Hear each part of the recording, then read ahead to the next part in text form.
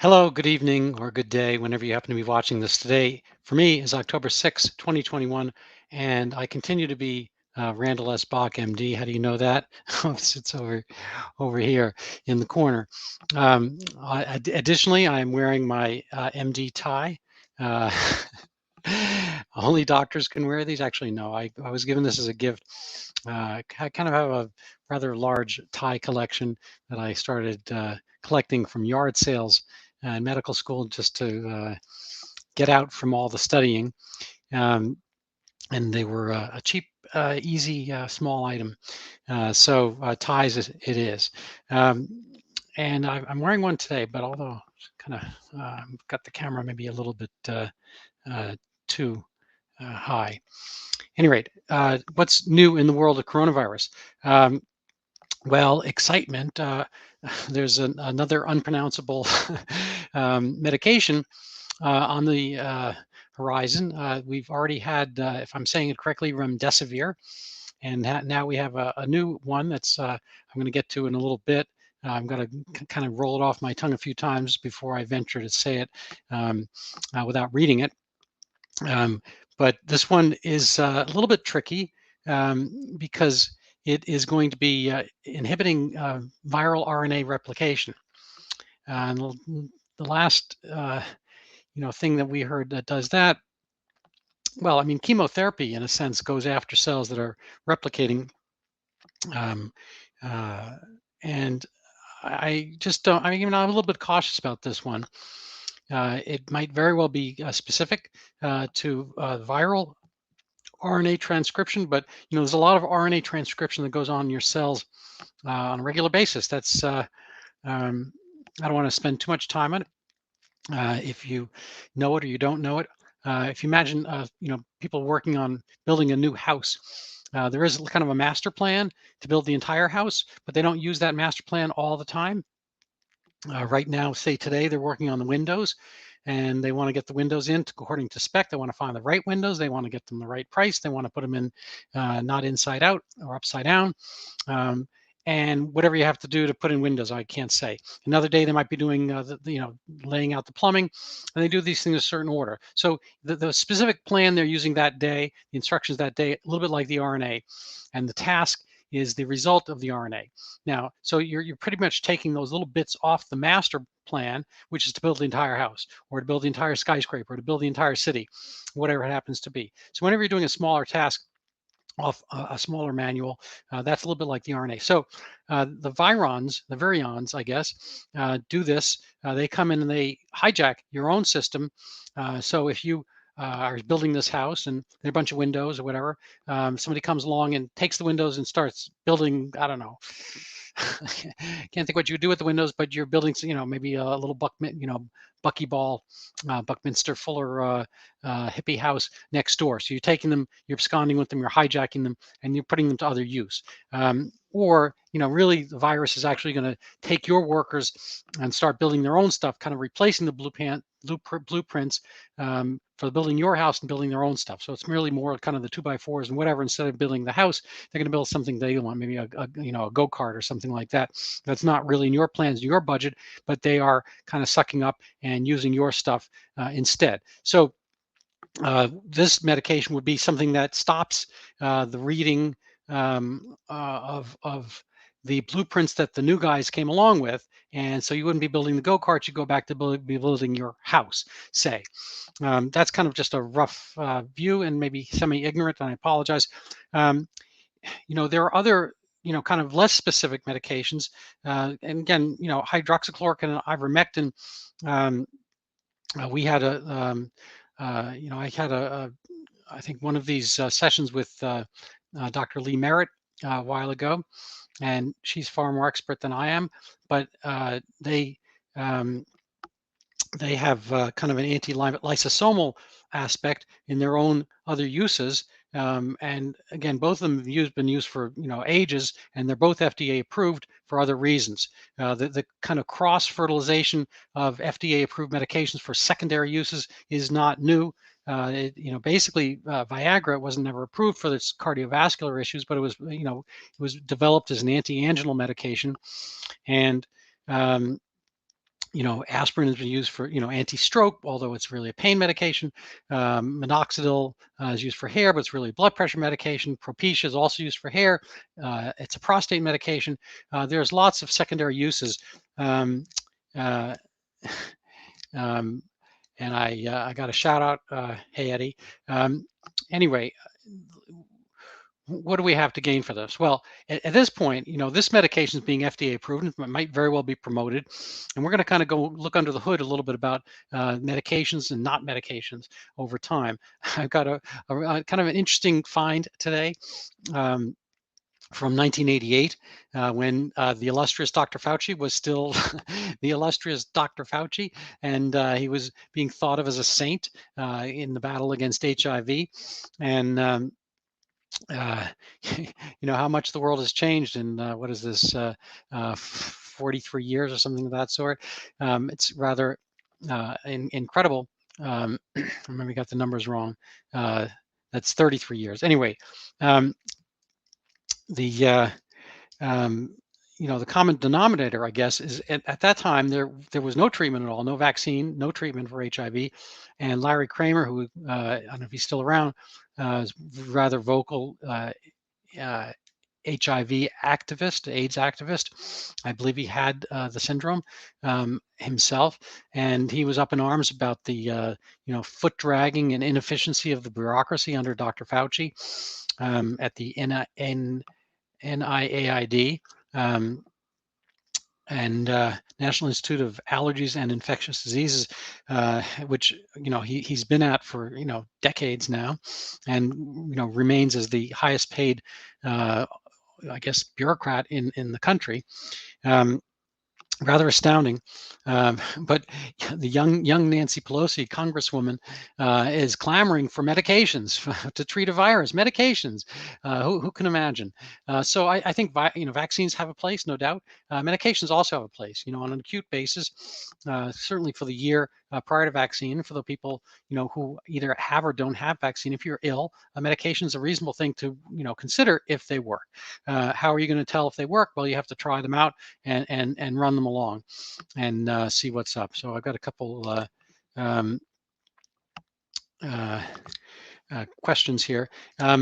So what else is going on around the world? Well, we don't get to do direct experiments on human beings for the most part with illnesses that are potentially dangerous. Sometimes we do. I think there have been lots of medications that have hit the market. For instance, medications for herpes and whatnot, and a lot of times you can put people in two groups, and you can have kind of the gold standard for medical determination, the randomized clinical double-blind trial.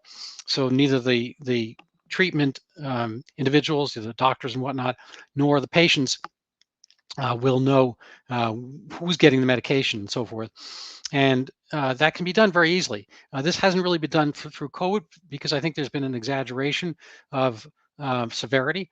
Certainly, there's no exaggeration for the people who, were in the first wave, elderly and with comorbidities. But over time, I think there's been an exaggeration of the severity of this illness. And I think if you ask people now, what are their odds of dying from COVID and whatnot, either vaccinated or unvaccinated, I think, pretty much from the left, there's kind of almost not quite, I think 5 to 10 times the estimated severity of the illnesses versus actuality. So, there's a very steep decline in the risk curve as the ages get younger. So if you're under 50 and you don't have comorbidities, this is not that much different from having the cold or the flu. And probably if you're very young, it's milder than having the flu. We don't vaccinate youngsters on a regular basis. We haven't for influenza.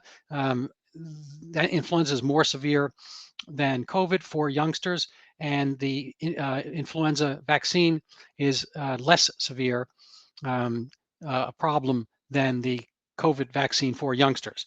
So both of them are fairly safe, but it's estimated that the COVID vaccine is probably around 25 times more dangerous for young people than the influenza vaccine. It has some rare side effects. The most kind of dangerous, insidious of them is myocarditis. And that's something that seems to aggregate and hit young males, teenagers, and into the 20s more than other age groups, and that can be potentially fatal and potentially disabling and so forth. It's kind of a tough way to go if you if your risk benefit analysis for that age group is pretty much nothing if you get COVID. And mind you, you'll get a better natural full immunity, which itself is about 24 times, 25 to 30 times stronger than a spike protein generated immunity. This makes full sense. We've gone over this a number of times. But if I asked, I don't know, either a police dog or policeman to go get somebody, a criminal, I gave them a description, I had a piece of clothing, maybe I described his eyeglasses or sunglasses and hairstyle, whatever. They're going to go out and look for people, and they might find my guy. Conversely, if the policewoman or the police dog, this is somebody that they knew intimately, had lived with for a few weeks, maybe it's somebody from their training days and so forth, you would have a better handle on who that person is because you have a fuller sensibility. When you have had the illness for a few days, whatever, you have the full picture of that virus. So you have seen not just the spike protein, but you've seen the other proteins, the one that holds the spike protein up, the ones that comprise the wall, the one that are on the insides, the ones that, I don't know how many proteins precisely per virion. I think there are at least a few dozen. And so you will have a fuller sensibility of who that is and what that is. Because, again, if you had somebody live with you for a few weeks, you run an Airbnb or something like that, even a few days, you'll see the way he walks, you see the way he talks, listen to the way he talks, his mannerisms and so forth. You'll have a much easier handle on identifying that person later on than just from having, even a photograph or a clothing or, a hairstyle. There's an interesting comment here. Considering the phase 3 trials for the current injections won't culminate until May 2023, we're currently witnessing a grand experiment on humans. Yeah. Now, I'm not necessarily against all grand experiments on humans. Back in the 18th century, there were people inoculating with smallpox. This is was a dangerous thing. Smallpox can be deadly, and who knew how well they were giving the injections. They were taking the kind of serous blisters from one individual and sticking them into another. It seems kind of risky business, right? But that's the way the inoculations were done. They were done apparently partially to George Washington's Army of the Potomac, and I guess it worked out. They won the war. There may very well have been side effects and casualties from the vaccination, and I think they were in a sense mandated for the Army at the time. So in a legal sense, we have some issues about fighting vaccine mandates. There was no federal government at the time, so it's more a historical legacy rather than an actual enforcement, although I'd have to look back more fully into the history of vaccines thereafter about the legal aspects. But I don't think there's a federal ability to mandate vaccines. But in any event, it's just a category difference. It's a huge difference between smallpox, which is deadly for all age groups, and coronavirus, which is not. If I were George Washington and had kind of this kind of basic general knowledge of our coronavirus at that time, and we had the option for some rudimentary vaccine at that time, I wouldn't have given it to my soldiers. I mean, why mess with them? They're not going to get ill from the coronavirus, and they can potentially get slightly more ill on a more frequent basis from the vaccine. So it's a cost benefit analysis. And again, we talk about this all the time. You go shopping, I don't wear the same clothing as any of, I don't know, there's a lot of people that I hang out with or move seen on the street or in my family, whatever. My parents wore different clothing from me. They had different sizes from me. My kids a little bit closer, but same thing. I don't go around wearing their clothes, vice versa, different style. You get to pick your own thing. There's no reason that this shouldn't pertain for something that is uniformly not dangerous for young people who are having no comorbidities. As your age goes up, I think the vaccine is a reasonable recommendation, but it's something. It is a recommendation. It's not a mandate. If you are so public health concerned, then do the focused protection, deal with the oldsters in their nesting areas, nursing homes, and so forth. But again, that's already been done. That was done right from the get-go. So what else do we have? Uh, there, so the experiments we can do, in a sense, are geography, experiments across time, across space, across demographics. So different people, different cultures are doing different things, and that's our experimental sounding board. So people live in different seasons at any given moment. The Southern Hemisphere has the opposite seasons from us. There are places that are hotter, there are places moister, there are places with younger populations on average. There are places who had lockdowns, places didn't have lockdowns. So we look at that. It's really quite amazing and in a way sad that certain parts of Europe are usually they lag behind us for innovation, but in this case, under our current administration, there are parts of Europe that are not. Right now, I believe Portugal is opening up.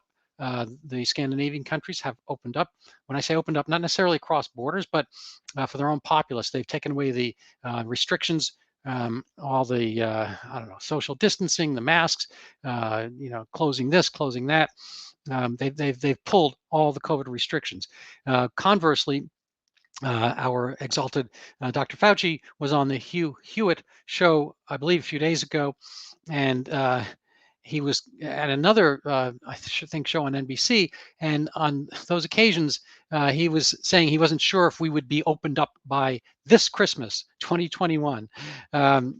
Full 2 years into this, pandemic, which again was frightening at the beginning, and it's highly contagious, as in a sense, it's a cold virus, a little bit of a, mildly weaponized cold virus for the elderly. But I get it back then, but we've had enough experience. So right now people are meeting and greeting in a lot of different places. I see it all the time, but we have kind of a dual society. Uh, some people who I guess they're, the old joke, there's two kinds of people who fall into categories and people who don't. In this case, the people who fall into the category of listening and following Dr. Fauci, well, God bless them. But I don't think it's really, has any kind of brush with reality.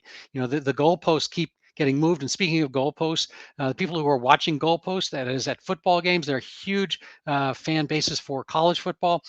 They tend to fit in like 100,000 people, and they're pretty close. They've had a lot of partying beforehand and so forth. There have been no spikes in cases for those audiences. I don't know if everyone's vaccinated or not. I assume there's a lot of young people because the college contingent and so forth.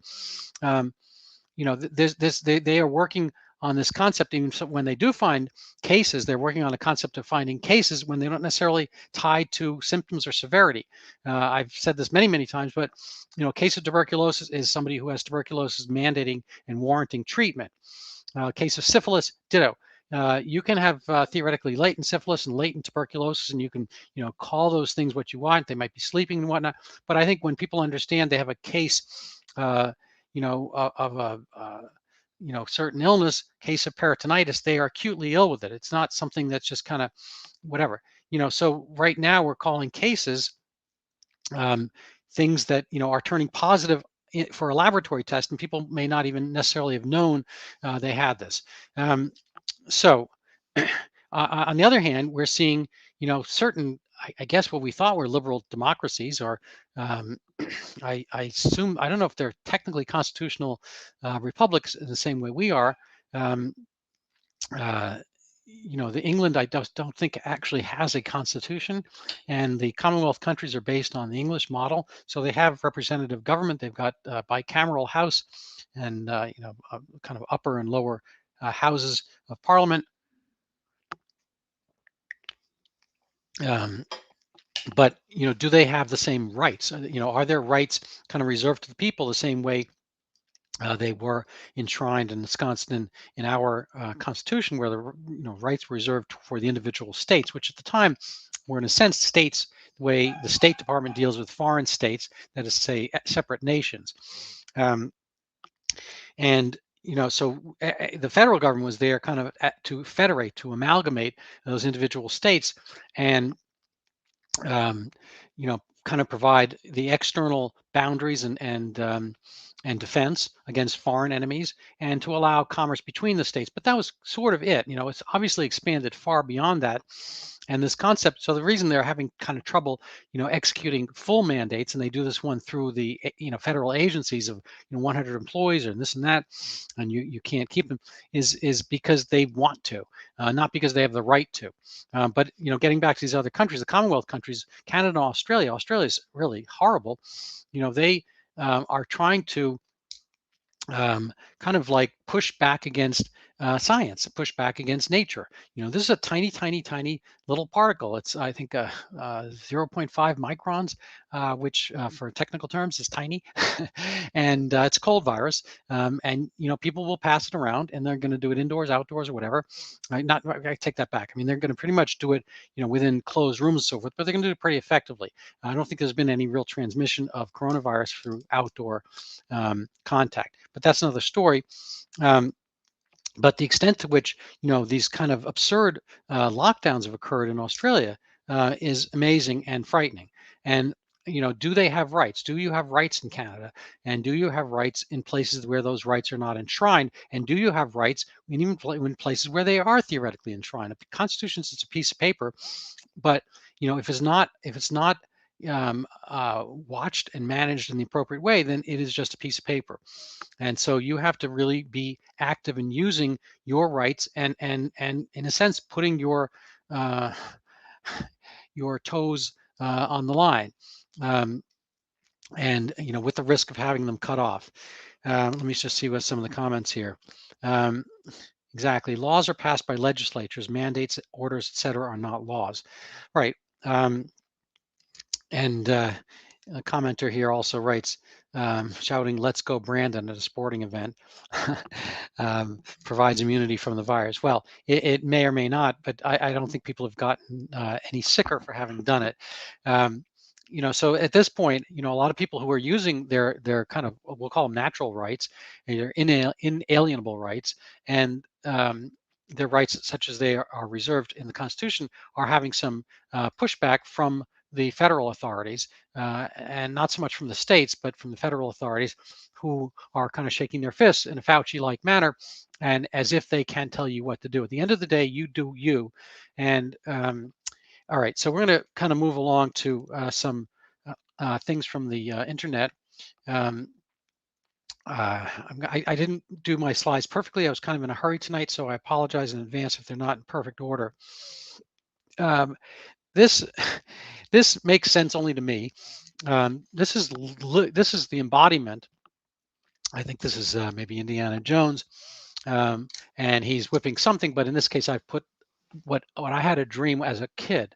I can't remember exactly what age, but I had this dream, and I think I had it a couple times after, because it was such a vivid dream. I was like a lion tamer with a whip. And there was a block of ice, and it was swelteringly hot. It was just, maybe 90 degrees or something like that. I was outside, and I had one of these big blocks of ice on a table. And I had been told to keep this ice from melting. And I was doing it kind of by threatening the ice. And so literally I had a whip, and I whipped the ice to try to, stay solid, like, don't melt. You cannot melt. We need you to be ice for, I don't know, some other purpose for later on. And it worked. It's my dream. And, I can't explain it. But, so I tried to duplicate it here so you get an idea of what I was aiming for. At the time, I woke up, kind of in a sweat, whatever at the time, and it was such a vivid dream, but it felt like real. Like, can you do that? Can you make ice not melt by berating it, by yelling at it, by whipping it? And the reason I put this up is because it just kind of occurred to me today. That's sort of what places are trying to do. All these places are operating under the auspices of following science and so forth, but the science is out there, doing its own thing. It is, having cold viruses act like cold viruses and pass between people. It is, potentially getting old, sick people, older and sicker, and potentially killing them, or having them pass, on their way, as semi-agent of their, angel of death. It's been said that, pneumonia is the old man's friend. and this was an old expression from my residency medical school days. And I know many cases, friends and acquaintances who said, their parents had died from COVID, and I asked the details, and invariably, none of their parents died just all by themselves from COVID. My cohort, a lot of their parents are in their late 80s and early 90s, and to a person, every individual that died in this manner, God bless them and so forth, and they're probably lived wonderful lives, and they had wonderful offspring whom I know. They each one of them had a long-term cancer. And I'm not talking about many. This is a handful of cases. Um, but absent the coronavirus, it would have been something else, probably that cancer. Um, so the point here is that you can't really whip this thing into shape. That's sort of what Australia is trying to do. They're an island continent, an island nation, and they are trying to act as if they're on another planet, and somehow they're going to avoid getting coronavirus and having it pass through the population. And I guess they want to get everyone vaccinated and keep them indoors and so forth. They have such horrible restrictions. A place that did it differently and got land-based throughout because they were slightly out of formation was Sweden, and they have done fine lately. They are lifting restrictions, and they have an economy in better shape than many places in Europe. It's not an enormous country. I think there's only maybe 10 or 15 million people there, but they're having an easier time of it than anywhere else. And the places that have eased restrictions are doing better, and they're not getting deaths. You can get cases all you want, but deaths aren't really showing up. So that's slide number one. This slide is from a study October 2020. I can give you the reference later. I put it up because this is fully a year ago, and these are multiple countries, and the case fatality rate is, like I say, nearly zero for the younger age groups, and the ones who are positive are probably those who have other illnesses. Obviously, you can get cancers and renal disease and heart attacks in this age group. So these are probably people with comorbidities. A lot of people bring up obesity, massive obesity, morbid obesity. But for my taste, it's people who can't clear mucus really well. As you get older, the case fatality goes up. And it gets to be significant here. Now, this is fully a year ago. These numbers have gone down quite a bit with vaccine and with the fact that many of the people who are vulnerable are no longer with us. So the case fatalities have gone down. But the major point here is that we knew this part, this absence, this presence of an absence, and this is kind of crucial to my book on Zika. Sherlock Holmes solves a case because the dog that didn't bark in the night. And nobody else noticed that because the dog didn't bark. But he realized that the burglar came in, the dog didn't bark. If it had been an unknown person, the dog would have barked, and he concluded that it was obviously somebody from within the household. That narrowed it down, and he solved the case. You have to be able to look at absences. So when you see this, you have to make a conclusion about what you should do with your society. This does not say in October 2020, lock down the entire society, keep kids out of school. This might say keep 80-year-olds out of schools, 70-year-olds, and even some of the teachers who might be in this age group, but your working population is completely exclusive of that range. So let's see here. So the next one, here we go. Molnupiravir. That was the thing I tried to, tell you I was going to pronounce later. It's an experimental antiviral drug, which is orally active. It's a prodrug of the synthetic nucleoside derivative, and exerts its antiviral action through introduction of copying errors during viral RNA replication. Well, that sounds interesting. So they're going to make the guys who come and hijack your work site and try to build their stuff with your material, they're going to try to get into their manuals and playbooks or their brains and make them make errors so they can't make the new virions in which they will replicate and have infect other cells or other work sites in this case. Well, good luck, because copying errors during viral RNA replication might very well induce problems with your own RNA replication, which does happens. It's not really so much the replication as the creation of messenger RNA and so forth, but transfer RNA. So I don't know. I mean, maybe this thing is wonderful and safe. I'm just on the outside a little bit cautious. And additionally, there is apparently a monoclonal antibody from AstraZeneca that's being made now that may be approved shortly as well. In all of these cases, the medications are selling at really high prices. This medication here, I believe, is selling. Well, it says right here at the Intercept, which is I think Glenn Greenwald's site he started, which I guess has disbanded with him. Merck sells COVID pill for 40 times what it costs to make. Mind you, we subsidize this with our own taxpayer dollars.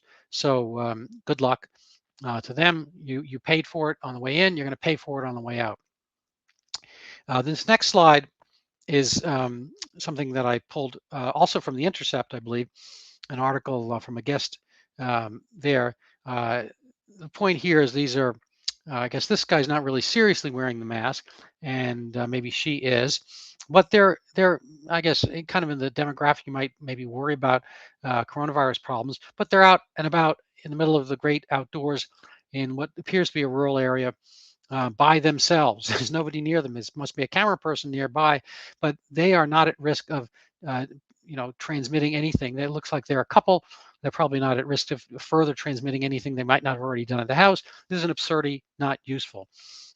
However, this is essential to this concept of what's being called by the New York Times, Dave Leonhardt, just a couple of days ago, red COVID. And I've heard this from a number of people, and I've seen it in my email threads through certain friend interactions, that the red states, and I think even Andrew Klavan is bringing this up, that the red states, old people are dying because they are vaccine uninterested. And nowhere in this article, this is what's pointed out in the next, I apologize, slightly off. To be clear, this is I got pulled the article up later. I can't remember his name. I think his name is Benham or Beckham. I apologize. To be clear, there's no question that COVID-19 vaccines are safe and so forth. The vaccine rate for rural counties is 41%, urban 53%. But the point here is that when you age normalize this, they're talking about, this guy's talking about red COVID. What he means is red states, places that voted for Donald Trump, are having more COVID and more danger from the COVID.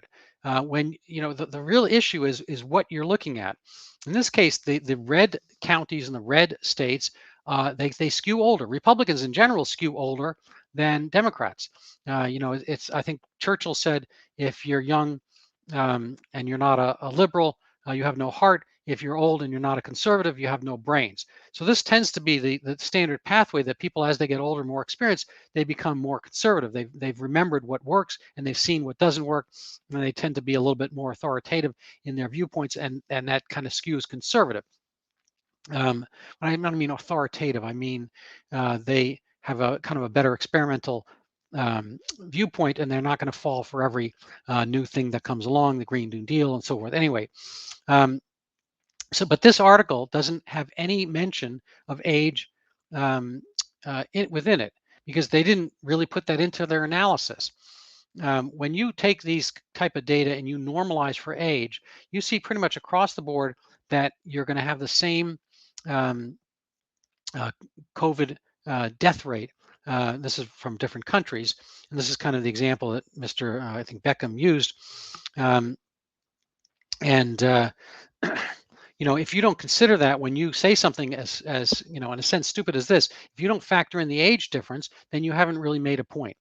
There are differences. If you really want to talk about the big ethnic difference, so forth, it's what's being called kind of the new apartheid, because even in New York City, urban area, I believe 72% of blacks are not vaccinated. I don't know if that number has changed or budged much, and you need a vaccine passport to get into restaurants and so forth. So it's being called, not by me, it's being called the new apartheid. It's also made politics make strange bedfellows, and apparently some of the rallies have had people from the right, more freedom interested, Trump type people against vaccine, and again, in a weird way, co-opting the ancient, let's say ancient, but the 1960s and 70s, my body, my choice. That's kind of become the people who don't want to be vaccinated because they may have already had immunity, may have already had the COVID and so forth, and they are in a sense aligned with Black Lives Matters protesters who don't want it because historically they feel as if they've been on the short end of the stick from government mandates one way or another and health things, and they recall the Tuskegee experiment, which is its own thing, another day, another story. I kind of have a slightly different narrative on that because at the time Tuskegee came about, there actually was in the origin, there was no syphilis treatment at all. So when the experiment started, at least for the first decade or 15 years, there was no benefit one way or another, being one group or not. Anyway, so that's his article. This is just a couple things. This on the right is just, I was just driving by, and beautiful day, warm, masked up, so forth. This is from my alma mater, Yale College Council, first in-person executive board meeting. Well, how brave, huh? This is the first time. These are young people. This is Yale College Council, so these people are all presumably under age 22 or so. And I imagine it's a warm day, September. Um, no, it looks like they have windows there. I assume the windows are open, um, and everyone's masked up. I kind of I somewhat despair at the lack of. I mean, Yale's motto is "Lux et Veritas," LUX, which is light and truth. So they have some light. I don't know if they have any Veritas here because these are young people, vaccinated or not vaccinated. I don't know if they are. I imagine a lot of them are because it's kind of like politically they, I imagine, would be on board with that. And they look, the assumptions of the Yale College Council, they're future politicians, and most everybody at Yale in this age group is on the left. So I imagine they're vaccinated on top of it all, and they have masks on, and good luck to them. I don't think this is really, indicative of deep thought. Uh, Here is a guy who's bright. I believe he went to Harvard for a year, a little bit like our friend Mr. Zuckerberg, 1 year and out, and he did very well for himself. So maybe college is not all that necessary. We can maybe tell these people the Yale College Council. Um, but this is kind of being unearthed now. People have been talking about it for some time, but all of a sudden Reuters and Fact Checker and whatever, Associated Press, are acknowledging this concept that you know I don't know exactly in what context he meant this. Vaccines could reduce unsustainable population growth. This is what he said in 2010. And the idea is innovating to zero. Improving public health using vaccinations can reduce unsustainable population growth, and with it, lower, this is the holy grail here, carbon emissions. Like that's the most important thing, not you, not your soul, not your desires, not your family, but carbon emissions. This is a guy from, got a kind of a big house, flies around in a jet. Invariably, they're the ones telling you about your carbon. I remember when my favorite quarterback at the time, Tom Brady, his wife Giselle is telling us, turn our lights off and so forth. She's got houses in which my house could fit, maybe, I don't know, 100, 300 times. I have no idea. This is from a friend, acquaintance of mine, Human Nurhazem, MD, PhD, and he has a kind of a, this is maybe, kind of just flipping around here. He's on Twitter, and he says, in my opinion, the only medically legitimate, morally tenable, and legal pathway to challenging the COVID-19 vax mandates in court is in defense of COVID recovered and previously immune Americans. In my opinion, in this pandemic, neither religious nor political personal autonomy claims hold muster. So he's saying you can't make a religious claim or your body, your choice claim in avoiding vaccines. Well, I disagree. First of all, because obviously, if there were a federal way of mandating this, they would already have done it. There is none. So it's state by state. And on a state basis, I think I think it would be a hard time to prove that, unlike the smallpox situation, that this is a life-threatening thing for other people. People are already vaccinated. This kind of carrying the virus around when you've already been vaccinated is a lesser thing. It's the people who are vaccinated not really having much in the way of deleterious problems such as they were a year ago pre-vaccine. And he brings up this point: in this pandemic, the risk of infection to you and your community far outweighs the risk of personal harm to you from the vaccine. Um, I don't know about that. I think that varies from age group, as we've discussed. Young people, you may choose to get that risk for yourself, but you cannot pose a risk to your neighbor. This is not a colonoscopy. Well, I disagree. I think that this illness is not smallpox. We'll leave it at that. For long periods of time, we had chickenpox parties, we had rubella parties to build up herd immunity without vaccine, and those were not outlawed even in the presence of vaccine. I don't think that's the case now. A little bit blast from the past, as I promised. 1988 from the Village Voice. Uh, uh, you might recognize this guy. His hair is a little darker at the time. You care, I'm told, although I don't believe it. I've even heard you called a saint. I don't know what is about public health officials and saints. I don't consider the guy a saint. I consider him doing a job. You know, I don't hate the guy. I think he says some things that are correct, but the problem is he kind of sandwiches it with things that are not. He actively practices what Michael Knowles calls the noble lie, which I think is Socratic from the Greeks, where you say a lie for the betterment of society. You know it's not true. And his deal with telling people not to wear masks initially, he may have felt that they were useful, but he didn't want you to buy one because he wanted the health workers to buy one, but he never said that. He basically wanted you not to even think about yourself, because if you did, you would take it away from the other place. I think he should have trusted us more and understanding that the health workers needed them. I don't think we would have had runs on them in the same way that he assumes. Nonetheless, he was practicing either lying or the noble lie, either one. But here we have young representative Nancy Pelosi. Assume that you have AIDS and that you've had pneumonia once. Representative Nancy Pelosi said she wasn't speaker. You know that, etc. Um, would you wait for an NIH study? I would probably go with what would be available to me, be it available in the street or what have you. Sounds to me like Nancy Pelosi here is recommending hydroxychloroquine or ivermectin if those things existed for HIV. So whatever the equivalent for HIV was at that time, I think it was pentamidine, she's advocating you not wait for the NIH trials or FDA approval. You just go out. Here it is, aerosolized pentamidine, like I said. You just go out and do it. So what's changed between then and now? I think, I don't know. I think there was Donald Trump in the meanwhile, and there was an election to be had, and there was kind of like this whole mail-in ballot virus in and of itself, which took over the narrative. And that's, I think, one way in which her situation has changed. At the time, and still, she's representing San Francisco, which was the hardest hit city on a per capita basis from HIV. So she was defending the ill from HIV back then, and now in the last year or so, 2 years, she hasn't been defending people's right to self-treat for COVID. So this is getting back to 1988. Henry Waxman is also on the left. Their confounding date. He was interviewing Dr. Fauci.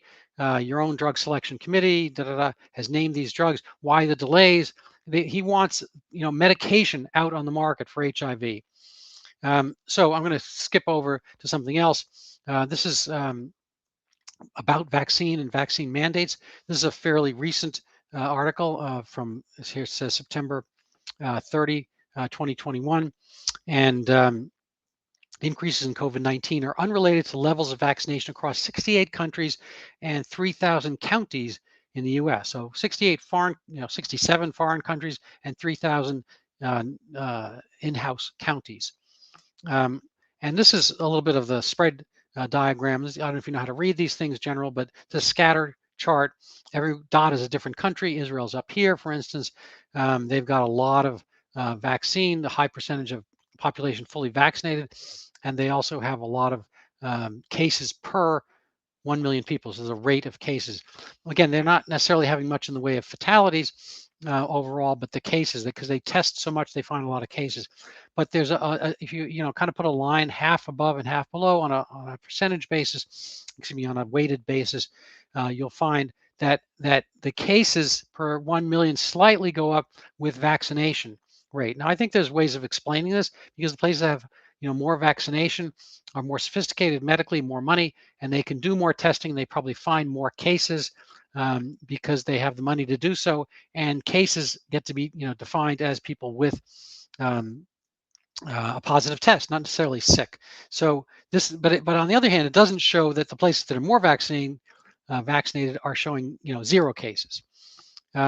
Here's something that came out a couple days ago in Medium. His name is Kamal Mokedem, and he says spike protein, a dose-dependent killer. So this is not a full study, but this is again kind of the studies we are able to do after the fact, case studies. And he's kind of clipped this off a little bit. Pfizer dose 1, Pfizer dose 2, Moderna 1, Moderna 2, and he's looking at the VAERS, the vaccine database of adverse reactions. And just, I'm not saying any of these are dangerous per se, but the more dose you have, the higher the fatality rate has been. Now, I don't know, maybe people are a little bit older, in the 30 days between one and the other. That might explain it, but it looks to me as if, this is potentially slightly dose dependent. And this is spike protein. And who knows, it could be the reaction to the original one. It could be the, having more spike protein circulate, might be its own thing. Who knows? But it is, a caution that we shouldn't just jump to it. Israel all of a sudden had a population fully vaccinated, then decided they're not fully vaccinated because they need to have 3, not 2. And I imagine they're going to have some blowback from this, in the way of taking away personal freedoms, mind you, and also the fact that they are kind of treating everybody the same, which is never useful. So I'm going to probably leave the slideshow here with this unfortunate juxtaposition. So this, I don't know if you can see the little circle here and the circle here. This is on a friend's Facebook post. All you need to know is that our benevolent overlords at the Book of Face, she says cautiously or coyly, have determined that this picture, this one over here, should be hidden. You've seen this probably yourself. When it's sensitive content, may show violent or graphic content. Does this show violent or graphic content? You tell me. I don't know, a little flower, very hippie kind of thing. The wording on the picture of a dandelion growing out of a sidewalk, stand up for what you believe in, even if it means standing alone. So that's no longer allowed. This is a very, and she says, very bad word. That's what she recommends, that you replace that with a very bad word, them. I agree. So what else do we have here? I've gone 50 minutes, so I'm probably going to skip some of the Worldometer stuff. I recommend you take a look at it yourself. I'm going to remove this and bid you all adieu. Have an excellent evening. Just as a promotion, I have a couple of different pages. I've got this viral conversation page. I recommend you share it. Please recommend it to your friends. Ask them to join up or like or follow, whatever it is. I've got a couple other pages. One is called Dodging Cancer, and I've got one called Zika Remembered. And I just finished my book on that topic. If you would like to see bits of it, let me know. Send me a message through these means. I'm hoping to get it published. I think Zika, the last great pandemic, Dr. Fauci weighed in on that one. Frankly, he wanted it, to keep up all the travel restrictions and warnings and so forth. At the time, you may not remember, it's 2016. It's the one that caused apparently babies with small heads to be born more frequently.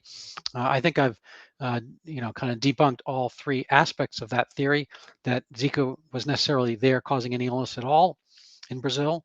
It was probably dengue, and number 2, there was probably not an increase in microcephaly that they claimed there was, and number 3, one causes the other? Probably not, because dengue, which Zika to which Zika is identical, essentially never did, never has, never will, and wasn't at the time. And to make the presumption that it's basically biologic twin was incorrect factually. And again, there wasn't really much of an increase in microcephaly to begin with, and so forth. But these are the way that kind of factoids seem to be facts, and they get talked a lot about, and they take on their own lives. So I know that the powers over us have kind of expelled and expunged a lot of good thinkers out on Twitter. My favorite is Alex Berenson, and shout out to Alex Berenson. He was taken off Twitter because he said not glowing words about our wonderful vaccines. So I'm going to end by saying glowing words about our wonderful vaccines. I think it's amazing that we produce them so quickly. I think they would actually have been taken up more, quickly by the populace. If the ringing endorsements they're getting now had been done during the Trump administration, there's no end of clips of Kamala Harris or Kamala, stating she wouldn't, want to take them from Trump. She wouldn't trust them. Same thing from Joe Biden, who was elderly, still is, and should have. And mind you, they have not really endorsed or enlisted, President Trump to do the same for them, which he would, and they could easily have him out and about. But I think they fear him. They don't want to aggrandize him or popularize him in any way. So I think that's become kind of a fractured battle, and there's a fair amount of politics to it. Public health essentially is politics. It is, there's a certain amount of science and data and so forth, but the way those science and data aspects and statistics can be used, they can also be misused, as you can see from the New York Times effort that I mentioned earlier. Anyway, thank you for listening. I appreciate any advice, questions, and topics you'd like to hear covered, and that's going to be it for tonight. So have a good one. I appreciate